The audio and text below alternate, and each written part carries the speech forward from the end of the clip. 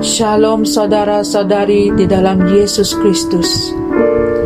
Pada hari ini, saya akan menyampaikan satu firman Tuhan yang bertajuk sempurna dan berkeyakinan penuh di dalam Dia. Salam dari Epaphras, seorang dari antara kamu, hamba Kristus, yang selalu berjuang demi kamu dalam doa-doa, supaya kamu dapat berdiri teguh, sempurna dan berkeyakinan penuh di dalam segala kehendak Allah. Kolose 4 ayat 12. Dalam ayat Injil di atas, perkataan-perkataan sempurna dan berkeyakinan penuh boleh digunakan secara selang-seling. Dalam arti kata lain, di tempat sempurna di atas, kamu juga dapat menggunakan berkeyakinan penuh dan sebaliknya. Sempurna di sini merujuk pada berdiri teguh, tidak goyah. Ia juga bermaksud matang, untuk mencapai tahap kesempurnaan atau kematangan, untuk menjadi dewasa sepenuhnya. Ia merupakan tempat kepenuhan, penuh dengan pengertian, kebijaksanaan dan pengetahuan, kepenuhan roh. Haleluya.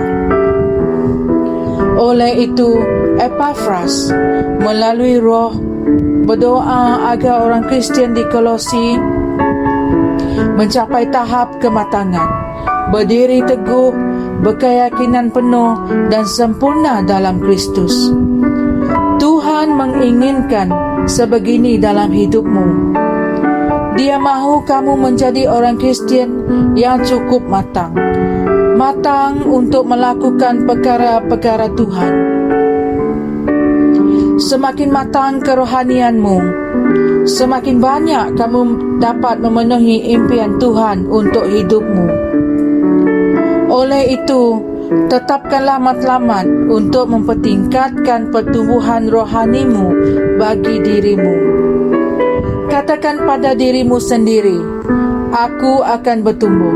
Aku akan mencapai tahap kematangan di mana aku hanya berfikir secara rohani, berfikir dengan matang dalam Kristus dan penuh dengan firman Tuhan dan terus melaksanakannya.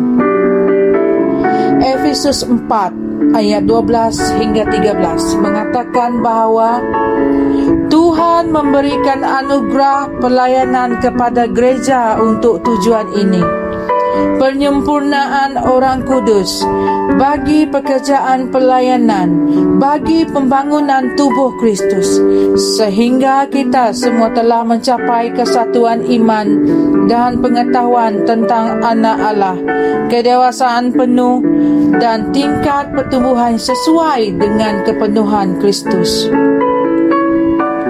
Jika ia merupakan suatu perkara yang mustahil untuk mencapai pertumbuhan yang sesuai dengan kepenuhan Kristus, Tuhan tidak akan menyuruh kita berbuat demikian.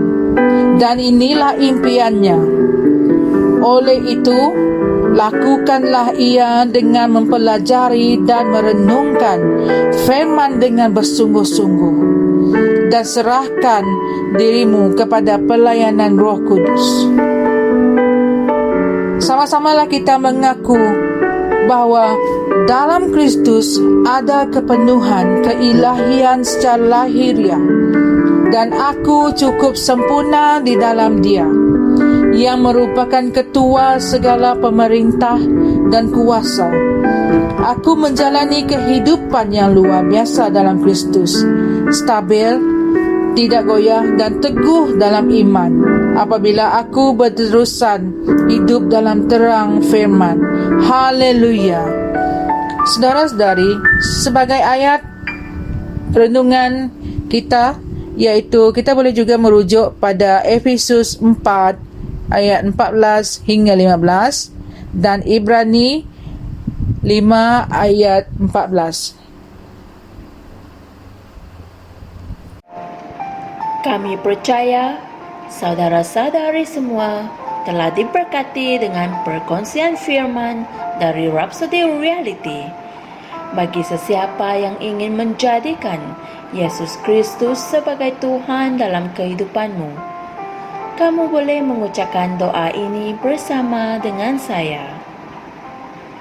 Ya Tuhan Allah, aku mempercayai Yesus Kristus, Anak Allah yang hidup dengan sepenuh hatiku. Aku percaya Dia telah mati untukku dan Allah telah membangkitkan Dia dari kematian.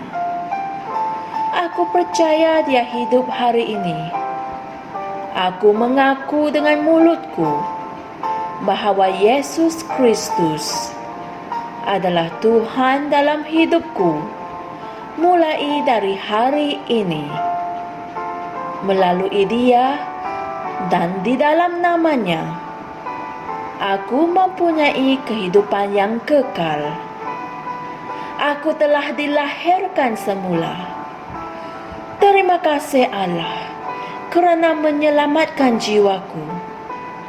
Aku sekarang adalah anak Allah. Haleluya. Tahniah, sekarang kamu telah menjadi anak Allah. Untuk apa-apa sebarang pertanyaan atau untuk mendapatkan lebih banyak maklumat mengenai bagaimana untuk bertumbuh sebagai seorang Kristian, anda semua boleh hantar mesej di akaun Facebook kami atau email kami di tni.msia@gmail.com. Sekali lagi, tni.msia@gmail.com. Tuhan berkati Anda semua.